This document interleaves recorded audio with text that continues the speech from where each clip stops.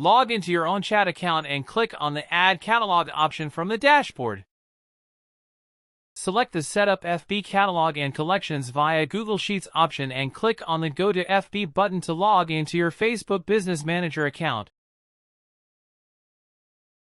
In Facebook Business Manager, go to Business Settings and select Catalogs in the left-hand column.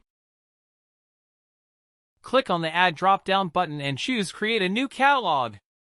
Type in your desired catalog name, such as catalog_tutorial_1, and click the Create Catalog button. Now, it's time to set permissions for your catalog. You can choose to give people partial access or full control, depending on what tasks you want them to be able to perform. Select Manage Catalog as the permission level and choose the person you want to assign to the catalog.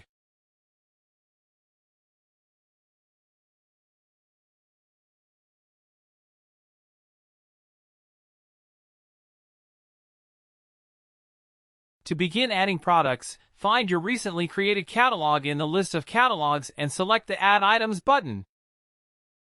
Choose the Data Feed option as the method for adding items to your catalog. Confirm that you're ready to upload your spreadsheet or file by clicking Yes. Next.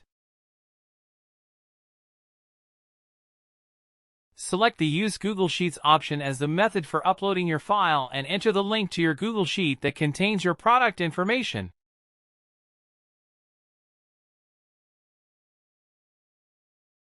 Set a schedule for when you want your data feed to update, such as weekly. Confirm your settings and upload your data feed by giving it a name and clicking Save Feed and Upload.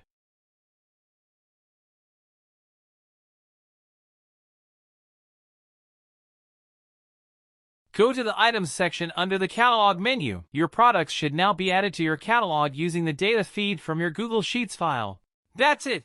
You have successfully created a WhatsApp catalog using Ownchat and added products to it using a Google Sheets data feed.